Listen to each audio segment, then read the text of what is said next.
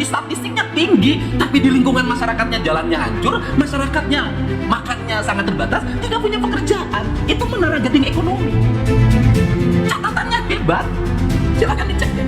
Saya lebih memilih pada nggak apa-apa, tidak tercatat uang di bank tinggi nggak penting bagi saya, tapi rakyat saya itu tiap hari punya kemampuan untuk anaknya sekolah, punya kemampuan untuk beli baju ketika lebaran, punya kemampuan untuk selamatan dalam setiap waktu, ekonominya muter tumbuh. Problem Indonesia itu bukan persoalan uang. Problem Indonesia, problem Jawa Barat adalah kepemilikan uangnya terjadi disparitas yang sangat tinggi. Kenapa? Uang yang terjadi disparitas hanya dipegang oleh beberapa orang, itu menyengsarakan orang lain. Kenapa? Rakyat kebagian inflasinya, rakyat kebagian kenaikan harganya, sedangkan dia yang menikmati banyak uangnya. Orang beli beras yang uangnya di dompetnya 2 miliar, sama harga berasnya dengan uang yang dia dapat 30.000 kuli are.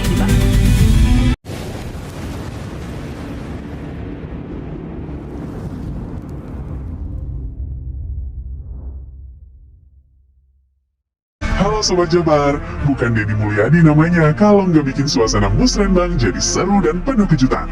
Di acara Musrenbang RKPD 2027, Gubernur Jawa Barat Kang Deddy Mulyadi atau KDM baru aja nge-spill rencana masa depan Jawa Barat yang gak cuma soal aspal, tapi soal isi dompet rakyat. Penasaran apa aja poin gokilnya? Yuk kita bedah singkat. Assalamualaikum warahmatullahi wabarakatuh. Pertama, KDM menegaskan kalau pembangunan infrastruktur itu kunci biar uang dari Jakarta nggak cuma mampir, tapi pulang kampung ke Jabar. Fokusnya, jalur Puncak 2 dan konektivitas Sukabumi sampai Pangandaran. Tujuannya satu, biar warga yang tinggal di kaki gunung atau pinggir pantai punya akses ekonomi yang sama hebatnya sama orang kota. Selanjutnya, nah ini nih yang paling viral. KDM pengen hapus budaya gengsi tinggi tapi dompet tipis. Beliau nyaranin warga buat nikah di KUA aja yang bakal direnovasi jadi estetik kayak gedung mewah. Kenapa? Biar modal nikah mending dipakai buat cicil rumah daripada abis semalam buat pesta tapi besoknya dikejar-kejar Bang Emok. Keren banget solusinya kan? KDM juga nggak main-main soal pendidikan. Beliau curhat kalau Jabar lagi krisis guru karena banyak yang pensiun tapi nggak ada pengangkatan. Selain itu, beliau fokus ke perbaikan sanitasi. Katanya percuma dikasih obat kalau lingkungannya masih kotor. Sanitasi yang oke adalah kunci lawan kemiskinan dan penyakit. Intinya, KDM pengen Jawa Barat 2027 itu lembur diurus, kota ditata, Jawa Barat istimewa. Tapi itu baru kulitnya aja loh, masih banyak banget poin-poin pedas dan cerdas lainnya yang bakal bikin kalian melongok dengar pemikiran beliau. Penasaran sama detail lengkapnya? Jangan sampai kelewatan, tonton video pidatonya sampai habis karena tiap menitnya penuh daging dan inspirasi. Jangan lupa like, komen, dan share pendapat kalian tentang rencana KDM ini. Sampurasun! Nah, kekhalifahan itu dalam perspektifnya terbagi dua pandangan. Yang pertama, Barat mewujudkan khalifah manusia itu dengan alam itu berhadapan. Maka spiritnya eksploitasi, filsafatnya materialisme. Maka alam adalah alat pemuas manusia. Manusia akhirnya berbuat kerusakan. Pada akhirnya terjadi revolusi industri, dari revolusi industri terjadi kolonialisasi. Dari kolonialisasi melahirkan kapitalisasi. Dari kapitalisasi maka perang adalah alat untuk melakukan upaya hegemoni terhadap sumber daya alam dengan mengorbankan banyak manusia. Ini problem. Di sisi lain, Barat juga terpeleset pada filsafat tentang eksploitasi alam. Ini menarik, kita jangan terbodohi deh. Yang sekolahnya di luar negeri jangan bawa ajaran ke sini. Kenapa? Baratlah yang pertama melakukan revolusi industri. Dari revolusi industri melahirkan koloni. Dari koloni itulah terjadi perubahan-perubahan hutan. Dia berubah menjadi alat produksi, hutan itu menjadi sumber produksi, kemudian melahirkan industri. Setelah itu Barat menyadari kekeliruannya, dia mengembangkan pikiran lagi penentangan deforestasi. Padahal Sunda sebagai basic ajaran saya yang lahir di tanah ini sudah mengajarkan secara terbuka manusia alam itu satu kesatuan. Maka karena satu kesatuan, kalimatnya sarendek saigel sabobot sapihanean kacai jadi saleuwi kadarat jadi saloga. Apa itu artinya? Manusia sejati atau rawayan jati, ketika dia berada di air dia bagian dari air, ketika dia di darat adalah bagian dari darat. Karena manusia itu komponennya tanah, air, udara, dan matahari. Orang Bali menyebutnya trihite karana dengan 4 warna: tanah hitam, air putih, matahari atau hawanya kuning, merah, dan kemudian angin kuning. Mohon maaf, tidak ada urusan dengan partai yang biru, nggak ada. Itu nggak ada. Nah, ini sebenarnya, seluruh filsafat ini lama oleh kita ditinggalkan. Kita sibuk mengikuti pertumbuhan, kita sibuk mengejar angka-angka yang kadang semu. Tetapi angka yang tidak melahirkan keadilan, kita sibuk dengan grafik statistik itu untuk mengejar ketertinggalan itu. Tapi kita lupa bahwa seluruh lingkungan kita tidak disapa, seluruh lingkungan kita tidak diraba, seluruh lingkungan kita tidak menjadi bagian hidup kita. Maka yang terjadi adalah seluruh angka ini menjadi semu kamuflatif ditambah dengan budaya koruptif. Maka lahirlah alam seperti kita ini. Maka saya ucapkan terima kasih. Ini sebuah kebahagiaan bagi saya. Pagi hari ini sepanjang sejarah di Jawa Barat pada saat ulang tahun gubernur senior yang bernama Bay, gubernur senior hari ini ulang tahun, selamat. Kita bisa berkumpul, dan yang paling menarik Sekjen Partai Demokrat saja hadir walaupun tidak ada dalam 4 warna itu. Terima kasih atas kehadirannya. Ada para anggota DPR RI saya lihat lengkap hari ini hadir. Ada saudara kandung saya Mulyadi, kan saya Dedi, dia Mulyadi. Kemudian juga ada Teh Rike. Nah, sebenarnya Teh Rike itu dalam sejarah tuh dia meninggal atau bunuh diri karena menjaga kehormatan dirinya di Bubak, itu dalam riwayat ya. Begitu. Tapi dia masih hidup menjadi reinkarnasinya, tetap mempertahankan kehormatan dan harga dirinya sebagai perempuan Sunda. Tepuk tangan dong. Kemudian juga ada juga ini mantan pimpinan dewan yang dulu sangat punya power yang full mengatur anggaran dewan, namanya Pak Ade dan tetap Ginanjar. Ada, saya lihat tadi ada Pak Ade Ginanjar, saya hadir, saya ucapkan terima kasih. Ada juga anggota DPD RI, saya ucapkan terima kasih Ibu. Anggota DPR RI, sudah kan? Sebut semuanya. Hari ini pimpinan dewan lengkap. Ada Pak Iwan yang dari tadi cerita terus tentang ini lagu ini maknanya apa, tujuannya kemana, alamnya seperti apa. Setelah saya teliti ternyata Pak Iwan kayaknya turunan Sri Baduga, karena tinggalnya di Bogor. Ada Pak Iswara, saya ucapkan terima kasih. Ini yang lagi terkenal, disebutin terus Pak Ono Surono, tetap tersenyum dalam terpaan badai. Terima kasih. Ada Pak Kiai, Pak Haji Asep. Terima kasih juga Pak Wakil Gubernur, saya ucapkan terima kasih. Pak Wamen, terima kasih atas kehadirannya, seluruh Forkopimda, para anggota DPRD Provinsi Jawa Barat, para kepala Bapeda seluruh Provinsi Jawa Barat. Tidak lupa juga para bupati, wali kota, yang dari seluruh angka-angka yang dipaparkan tadi sesungguhnya bukan peran gubernur, itu peran bupati dan wali kota. Tepuk tangan. Ada kesepuhan penting, ini bukan hanya simbolistik. Kesepuhan yang dari Sumedang, saya ucapkan terima kasih.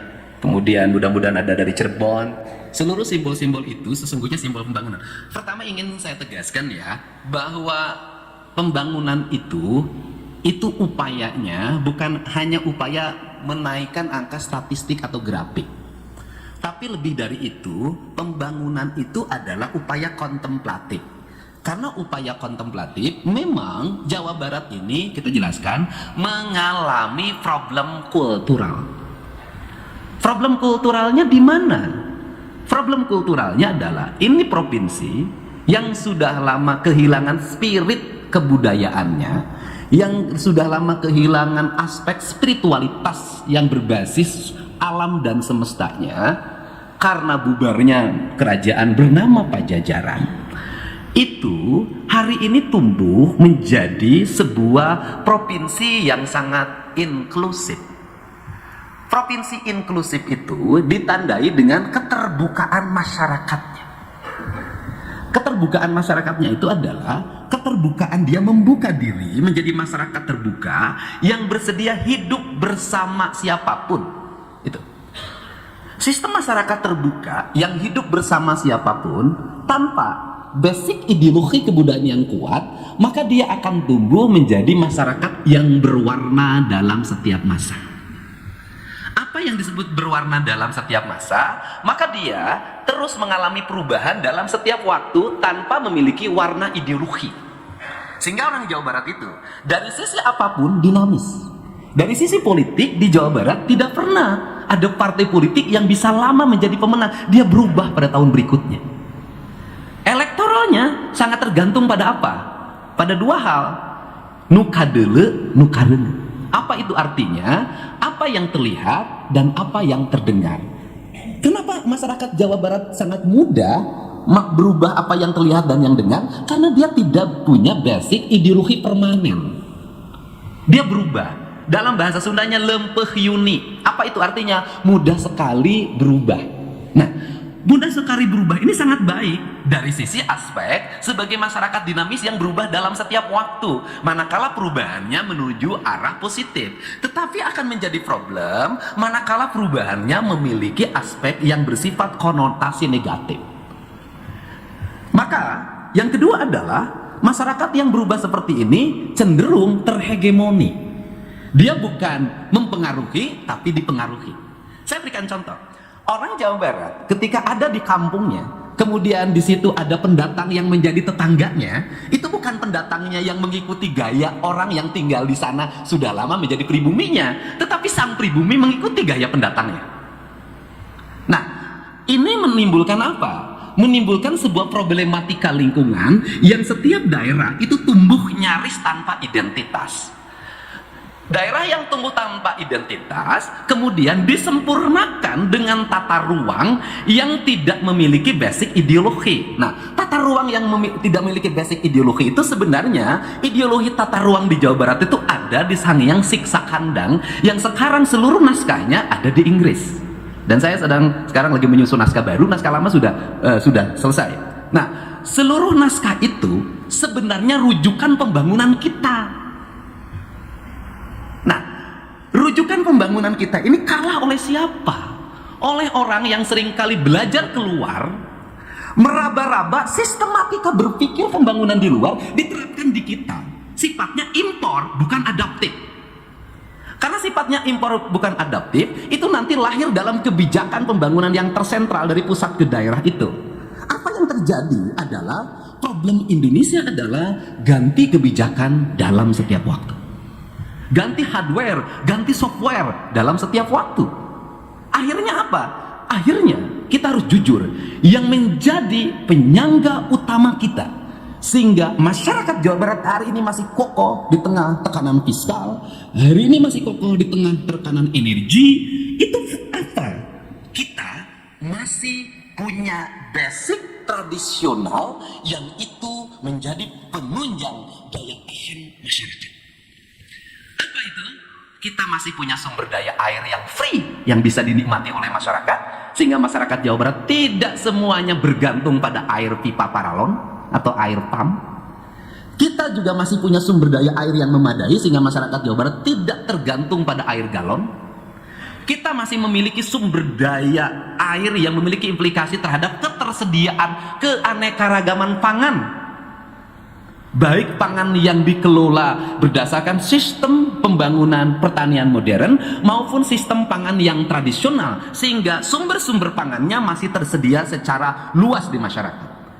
Yang ketiga, kita masih punya transaksi tradisional di mana masyarakat tradisional masih hidup di pasar-pasar pedesaan, di mana aspek yang bersifat komunikasi dan barang-barang yang tidak memiliki standar masih bisa dijual di pasar. Andai kata seluruh pasar dibuat model Alfamart, Indomart, atau pasar dibuat dalam skala standar, maka pisang nangka yang dari pinggir kampung nggak akan bisa laku. Maka jawabannya adalah pasar tradisional.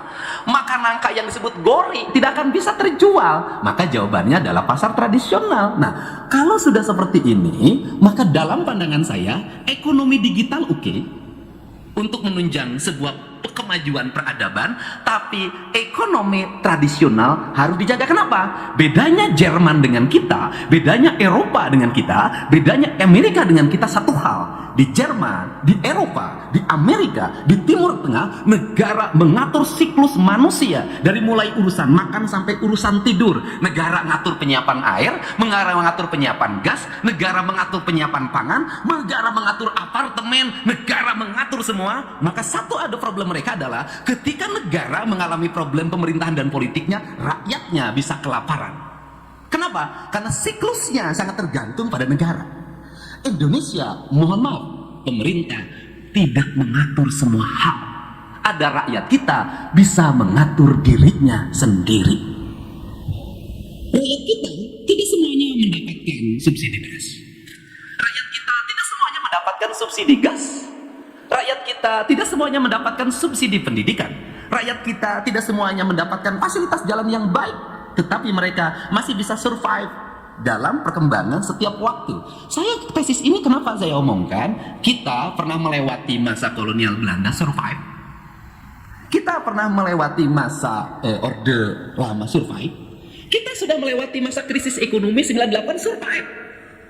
Untuk itu saya selalu bicara pada kepala OVD, jangan sekali-kali berpikir kita mengatur urusan masyarakat semuanya. Tidak, ada hal yang bisa kita atur, ada hal yang mereka harus bebas merdeka mengatur dirinya. Kenapa? Karena Indonesia akan tetap kokoh kalau negara tidak ngatur seluruh urusan hal. Artinya, nyawa satu orang, kebudayaan satu orang, perilaku diri satu orang, tidak semuanya harus bergantung pada negara. Dan tidak semuanya negara harus mengaturnya. Kenapa? Karena suatu saat ada fluktuasi politik, geopolitik internasional, ada fluktuasi politik nasional, maka seluruhnya tidak akan mempengaruhi survivalnya rakyat. Ini beda. Ini cara. Untuk itu, maka dalam pandangan ini, saya lebih memandang bahwa kebutuhan dasar pembangunan, misalnya kita paham, misalnya ada laju pertumbuhan ekonomi yang tinggi pada satu daerah, tetapi sesungguhnya kita jangan terpaku pada angka itu. Kenapa? Laju pertumbuhan ekonomi, kemudian bisa saja itu hanya catatan BPS di mana uangnya ada di bank.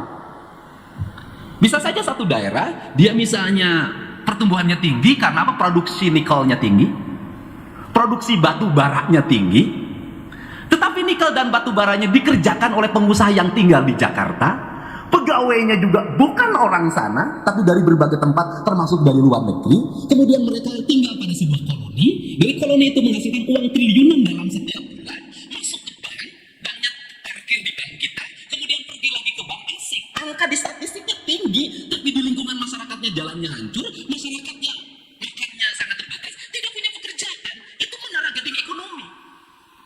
Catatannya hebat. Silakan dicek deh. Saya lebih memilih pada nggak apa-apa, tidak tercatat uang di bank tinggi nggak penting bagi saya. Tapi rakyat saya itu tiap hari punya kemampuan untuk anaknya sekolah, punya kemampuan untuk beli baju ketika lebaran, punya kemampuan untuk selamatan dalam setiap waktu, ekonominya muter tumbuh. Problem Indonesia itu bukan persoalan uang. Problem Indonesia, problem Jawa Barat adalah kepemilikan uangnya terjadi disparitas yang sangat tinggi. Kenapa? Uang yang terjadi disparitas hanya dipegang oleh beberapa orang, itu menyengsarakan orang lain. Kenapa? Rakyat kebagian inflasinya, rakyat kebagian kenaikan harganya, sedangkan dia yang menikmati banyak uangnya. Orang beli beras yang uangnya di dompetnya 2 miliar, sama harga berasnya dengan uang yang dia dapat 30.000 kuli ari di Bandung. Maka APBD dalam catatan saya adalah harus terdistribusi uangnya secara merata dan menjangkau daerah-daerah yang tidak terjangkau oleh industrialisasi. Di Bekasi upahnya sudah hampir 6 juta. Perputaran uangnya tinggi. Tapi angka di Bekasi jangan diperbandingkan dengan di Kuningan, di kaki Gunung Ciremai. Kenapa? Orang Bekasi di daerah industri uangnya tinggi, tetapi seluruh kebutuhannya harus beli. Rumahnya masih harus bayar kontrakan, airnya air galon, ke sekolahnya harus pakai bahan bakar, kemudian harus ada jajannya. Setiap hari harus uang. Tetapi orang Kuningan yang di kaki Gunung Ciremai, rumahnya dari bilik, yang penting listriknya nyala, airnya mengalir jernih, tidak bayar, kemudian dia setiap hari bisa mendapatkan ikan di sungai, tidak bayar, kemudian bisa mendapatkan daun-daunan di sekitar rumahnya, tidak bayar, dia bisa mendapatkan beras dari bagi hasil dengan yang punya sawah, tidak bayar. Maka angkanya adalah bukan angka kemiskinan, menurut saya adalah angkanya angka kesejahteraan. Kita bandingkan, sejahtera mana yang tinggal di kaki Gunung Ciremai, yang tinggal di kaki Gunung Wayang misalnya, yang tinggal di kaki gunung di wilayah Ciamis, 1 bulan 1,5 juta, dengan yang kerja menjadi karyawan perusahaan di Bekasi 6 juta. Saya taruhan masih sejahtera yang 1,5 juta. Nah, maka kalau seperti itu perbandingannya, fokus kita di mana? Maka fokus kita adalah di pemerataan infrastruktur. Kenapa? Seluruh ketertinggalan kesehatan layanannya, ketertinggalan layanan pendidikan, ketertinggalan ketertinggalan layanan administrasi kependudukan, ketertinggalan layanan pertumbuhan ekonomi, semuanya problemnya adalah di infrastruktur.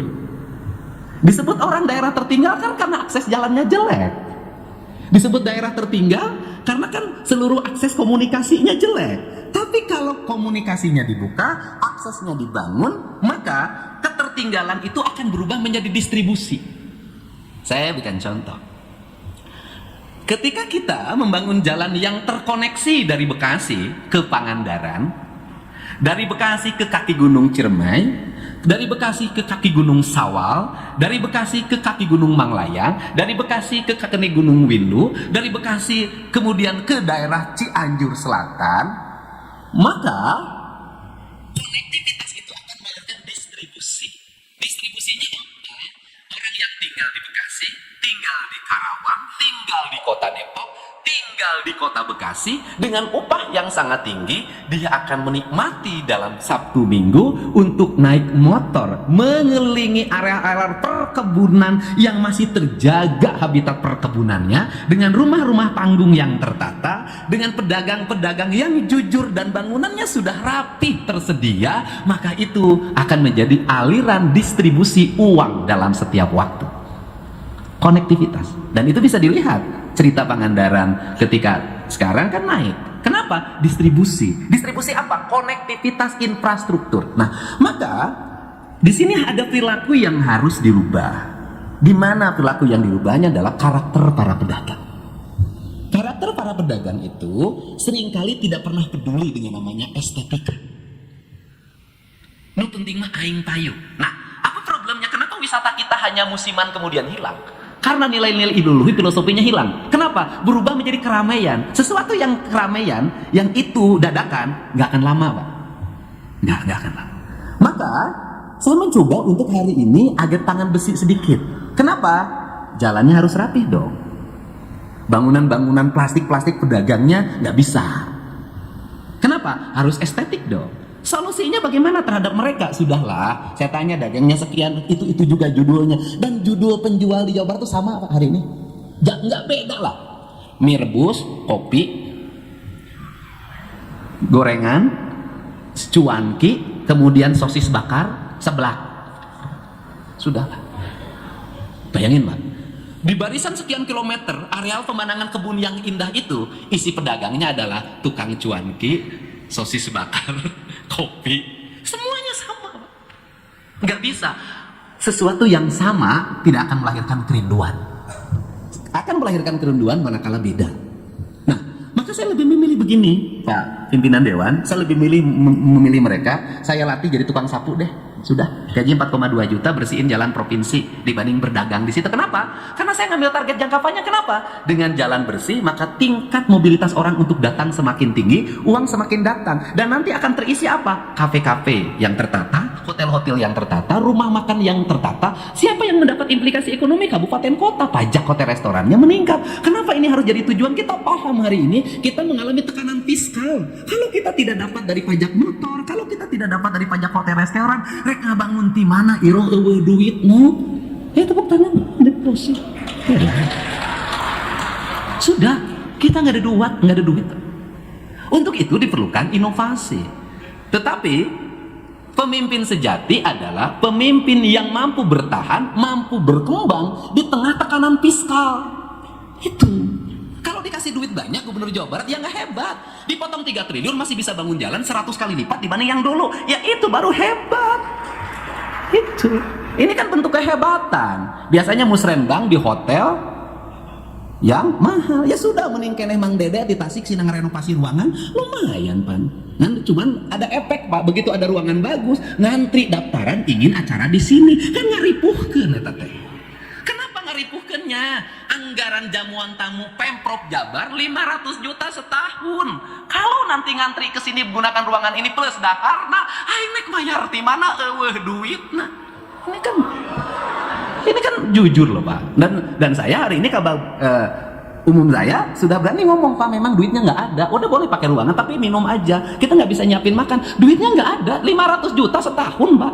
Asalnya 30 miliar. Tapi minimal ruangan gratis menang lah. Gitu loh. Tapi bakal ya.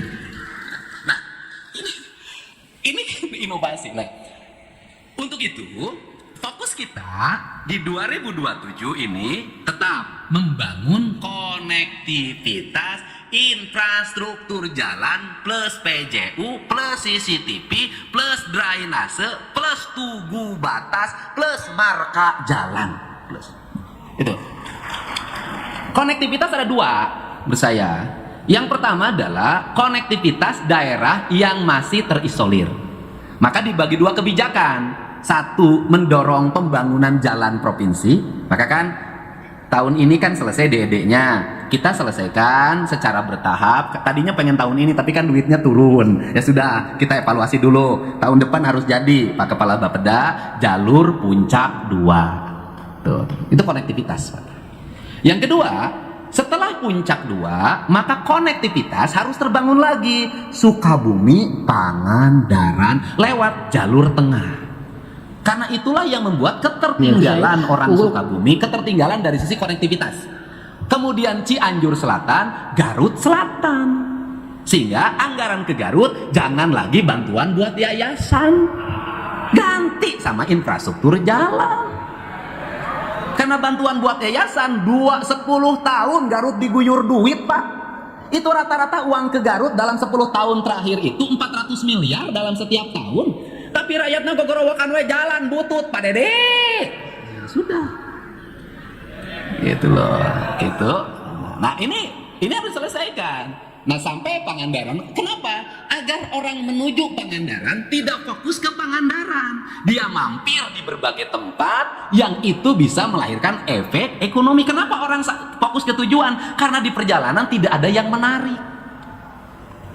Ini yang harus dibangun konektivitasnya. Nah, kemudian di wilayah sisi utara kita harus menyelesaikan berbagai problem kelautan. Satu, infrastruktur dasar layanan laut. Dua, pendangkalan seluruh muara di wilayah pantai utara. Ini Pak Ono ahlinya begitu. Tiga, kampung-kampung nelayan yang kumuh. Kemudian yang keempat adalah ancaman banjir dalam setiap waktu akibat meluapnya sungai yang dikelola oleh BBWS dan PJT. Nah, ini Pak Herman sudah memelopori ini. Nah, kemudian dari sisi tata wilayah ini penting dan harus ditekankan. Saya berulang-ulang.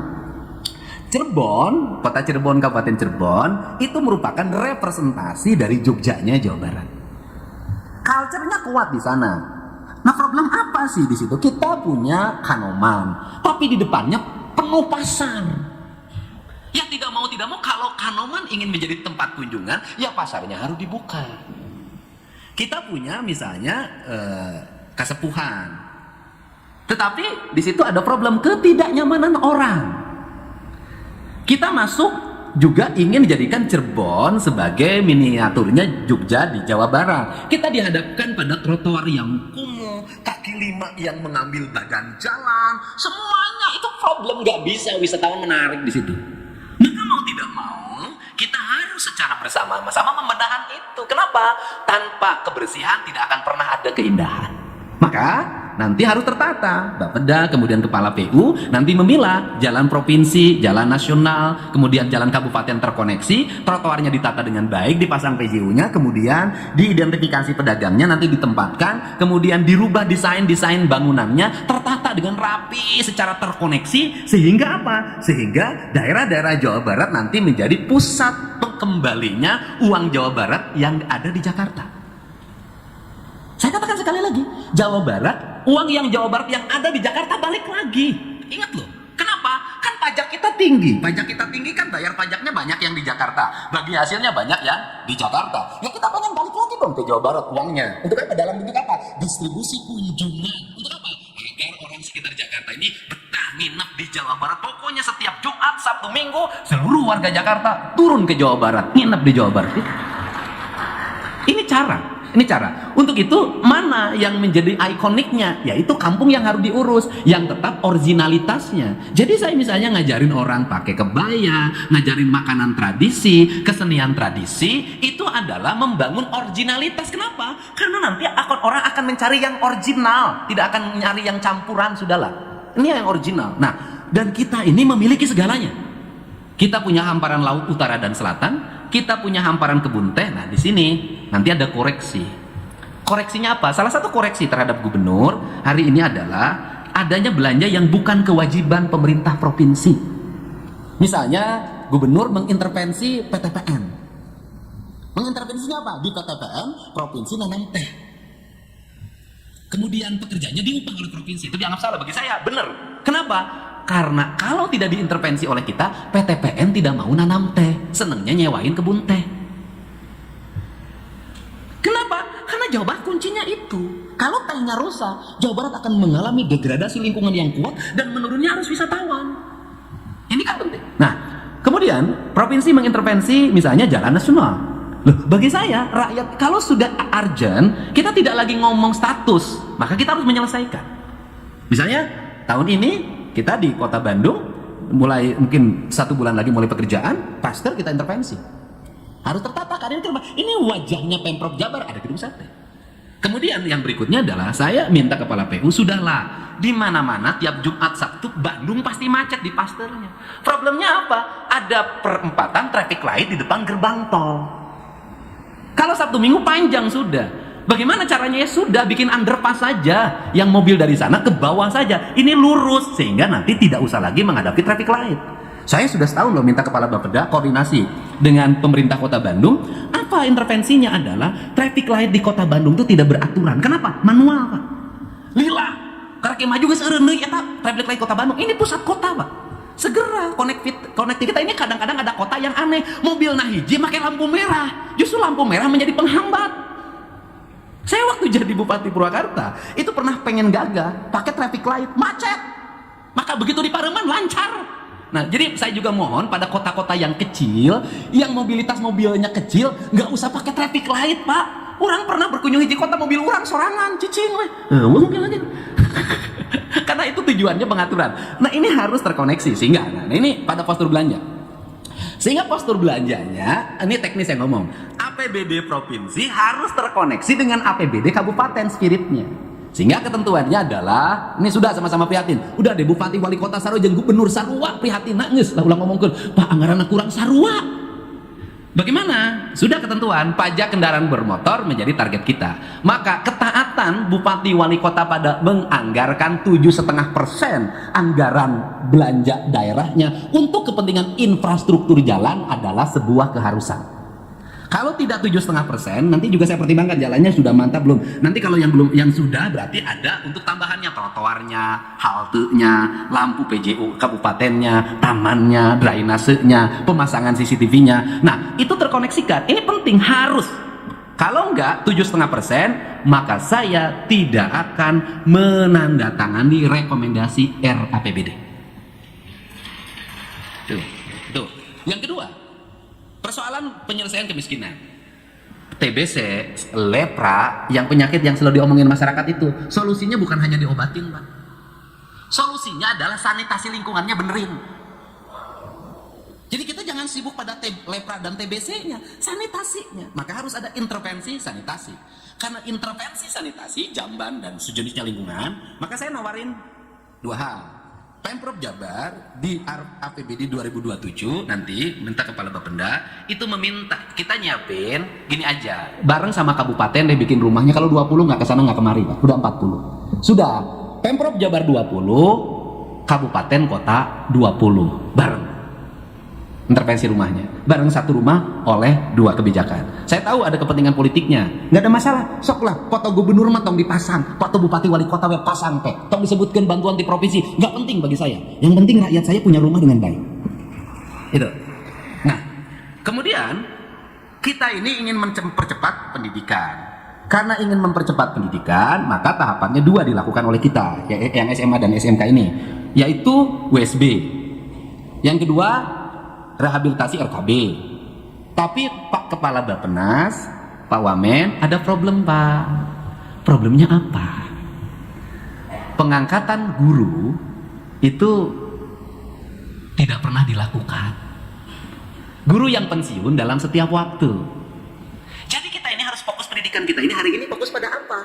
Ketersediaan guru di sekolah itu yang menjadi ancaman 5 tahun ke depan. Kita akan mengalami kekurangan guru. Kenapa? Selama ini kita tidak konsisten melakukan rekrutmen guru terhadap guru yang pensiun. Ini problem.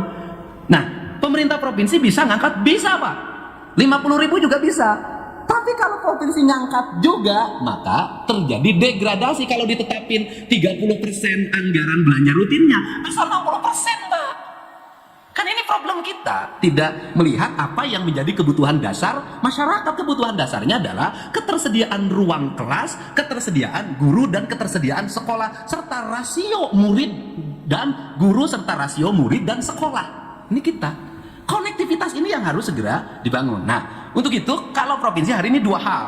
Pertama, kita mengoptimalkan SMK-SMK negeri yang ada, membangun ruang kelas baru, membangun sekolah baru. Dan di situ ada problem tanah, Pak Wamen. Problem tanahnya adalah rata-rata sekolah ini banyak menggunakan tanah desa. Desa nagih ayeuna. Tuh. Nah, kemudian yang berikutnya adalah apabila di sini negeri penuh, maka akan didorong anak swasta. Tetapi masyarakat tidak mampu, free. Termasuk sepatu dan bukunya sematasnya disiapkan. Ini akan didorong. Nah, dalam perspektif ini, maka menurut saya harus juga didorong pada kedua, persoalan pengangguran. Kita tumbuh kawasan industri baru. Itu harus sudah mulai terkoneksi diakses industri 2 tahun ke depan. Maka di 2 tahun ke depan industri butuh ini, anak-anak ini sudah menjadi bagian. Sehingga harus kepala dinas pendidikan harus berani di lembaga-lembaga bisnis, di perusahaan-perusahaan ketika semester 2 kelas 3 sudah. Jadi dalam pandangan saya, daripada anak ini dia ikut program magangnya, bila perlu magangnya bikin magangnya 10 bulan. Kenapa? Justru itu menguranginya. Ini cara. Nah, untuk mendorong kelas menengah baru, maka anak-anak kelas menengah bawah di seluruh provinsi Jawa Barat yang tertradisi dengan tradisi-tradisi lingkungan yang hari ini semakin buruk, mereka harus mulai didorong ke sekolah-sekolah yang berorientasi industri, sekolah-sekolah lain. Nah, dan termasuk juga industri, tetap orang Jawa Barat akan tertinggal di industri itu, tidak menjadi tenaga kerja kelas menengah kalau kelas menengah industrinya tidak terkuasai. Maka kelas menengah industri terkuasai kalau kita mendorong kelas menengah baru dalam sektor industri dengan menyiapkan tenaga kerja terdidik untuk masuk ke level. Jadi kalau manajer HRD-nya orang situ, orang Jawa Barat, maka sekampungnya akan dibawa ke sana. Itu sudah menjadi konektif, menjadi fokus. Nah, kemudian sisi keluarga berencana, ini kan problem. Ini kan problem. Nah, problemnya apa? Di data statistik yang saya miliki, rata-rata orang berpenghasilan rendah dan dikategorikan miskin, anaknya banyak. Sudahlah, di atas 3, 4, ada yang 11, ada yang 12. Untuk itu, harus ada keterikatan antara program dengan kemauan orang berkeluarga berencana, walaupun ditentang oleh para aktivis. Karena ditentang oleh para aktivis. Karena keluarga berencana itu kesadaran. Tapi menurut saya, kalau tidak dipaksa, orang tidak sadar. Kenapa? Karena dia menjadi beban. Bebannya apa? Kelahiran anak ke-5, ke-6, ke-7, ke-8. Subsidi hanya dinikmati oleh satu keluarga. Nanti anaknya juga mendapat pendidikan ini semua. Nah, kan nggak boleh APBD begini. Dia harus terdistribusi untuk kepentingan lain. Maka seluruh program perbangunan harus terkoneksi dengan kesadaran berkeluarga berencana. Nah, terakhir, apa yang menjadi trending topik kita? Ini trending topik, ini fakta yang harus diakui. Banyak sekali warga Jawa Barat perempuan, nih Terike, itu yang bekerja di Batam, di Kalimantan, sampai ke NTT. Rata-rata jadi PL. Ya, kalau saya dan teman dewan tahulah PL itu apa. Hah? PL, perempuan luar kota.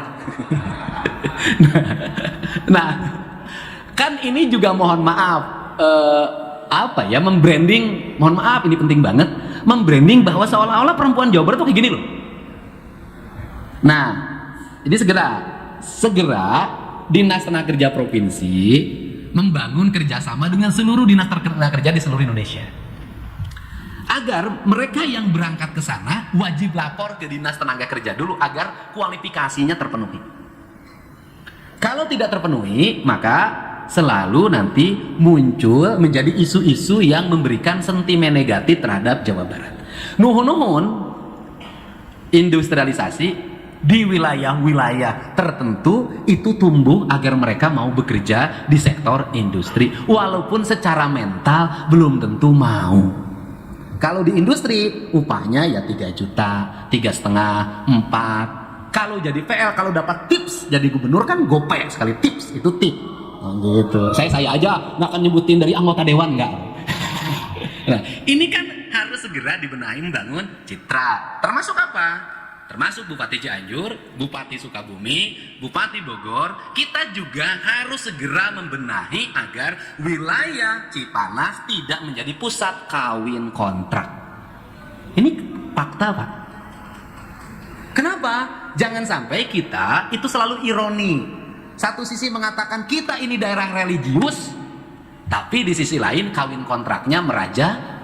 Dan ini harus bagaimana, problemnya apa sih sehingga orang cenderung memilih kawin kontrak gitu loh.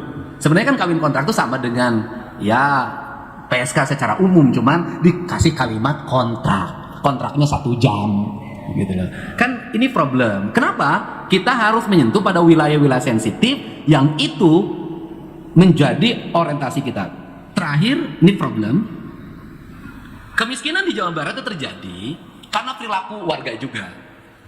Perilaku warganya itu adalah seringkali mengambil tindakan-tindakan yang sangat berani untuk mengambil uang ke pihak lain sampai bunganya 25%. Kebutuhannya diantaranya nyunatin, nikahin, atau dagang seblak.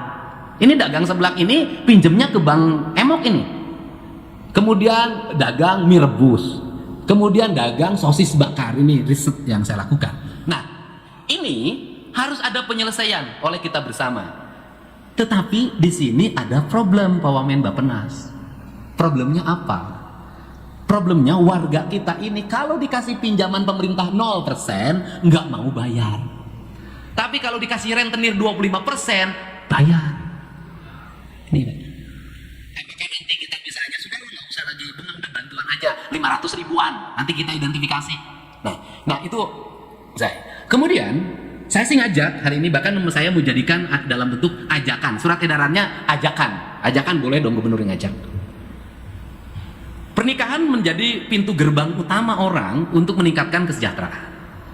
Tapi pada level masyarakat menengah ke bawah, menurut saya ke depan izin pernikahan atau rekes atau izin rame-rame, Pak Wamendagri sangat paham terhadap ini, itu harus ada komponen yang nanti diisi formulir bagi mereka yang mengajukan izin. Hajatnya uangnya dari mana?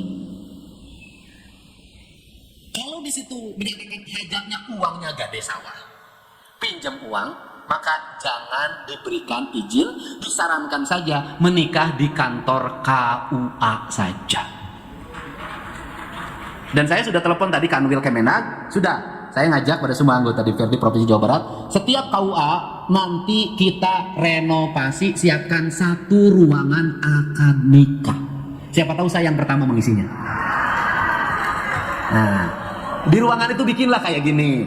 Terus kemudian nanti disiapkanlah kursi pengantin. Ya cukup 1 kali beli dan siapa orang bisa menggunakannya. Bila perlu di ruangan itu nanti kita siapkan pinjam baju pengantin. Yang tidak boleh dipinjamkan pengantinnya, bajunya boleh. Kita siapkan.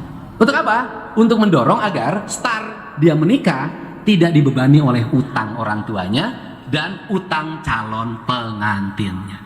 Untuk apa? Dorong lebih baik pada mereka untuk lebih baik mencicil rumah dibanding membuat pesta jadi raja 1 malam tapi sengsara sepanjang masa. Infrastruktur desa akan kita dorong untuk dibangun secara bertahap oleh Pemprov Jabar dimulai tahun ini. Maka kita akan melakukan secara berjenjang pada desa-desa yang mengalami keterisoliran. Maka hitungan saya 2027, 2028 2029 seluruh daerah desa terisolir di Jawa Barat, infrastrukturnya buruk akan selesai, jalannya berbeton, berdrainase dan ber-PJU secara merata di seluruh provinsi Jawa Barat. Ini yang konektivitas ini yang akan dibangun. Kalau sudah seperti itu, maka 5 tahun memimpin ini kita bisa menyelesaikan berbagai mimpi yang biasanya kalau pakai SOP normal itu dicapainya 50 tahun. Tapi ini kita akan capai dalam waktu 5 tahun dengan spirit kajen teuing perih nu penting mah menang perah heureut nenden. Ini prinsip saeutik mahi loba nyesa. Ini prinsip-prinsip dasar yang dibuat. Untuk itu saya mengucapkan terima kasih. Ini gambaran besar pembangunan. Kita fokus pada layanan dasar pemerintah Provinsi Jawa Barat. Kita fokus pada pembangunan yang memiliki spirit pemerataan. Kita fokus pembangunan yang berspirit pada kualitas, memiliki nilai ideologi, memiliki nilai histori, memiliki nilai filosofi, dan memiliki nilai teknokrasi. Dan pesan saya buat Pak Sekda dan teman-teman, kalau berkomunikasi dengan masyarakat, gunakan bahasa yang sederhana. Misalnya, Pemda Jawa Barat akan memperluas halaman gedung sate. Jadi pengumumannya adalah akan dibangun plaza.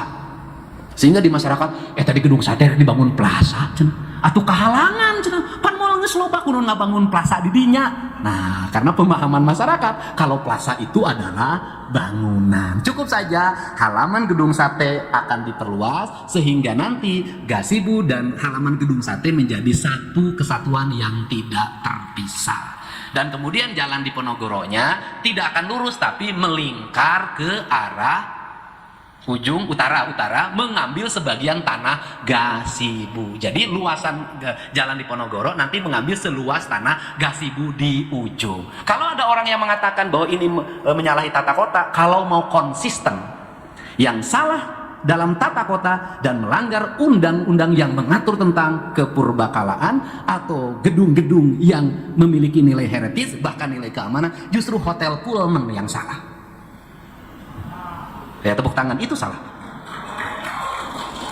Kesalahan terbesar. Kenapa? Di depan gedung sate ada bangunan hotel yang tingginya melebihi gedung sate. Dari sisi keamanan, gedung sate bukan gedung lagi yang aman. Kenapa? Sniper ada di Pullman membidik ke arah gedung sate. Itu sangat mudah. Sehingga saya lebih memilih tinggal di rumah saja daripada di gedung sate.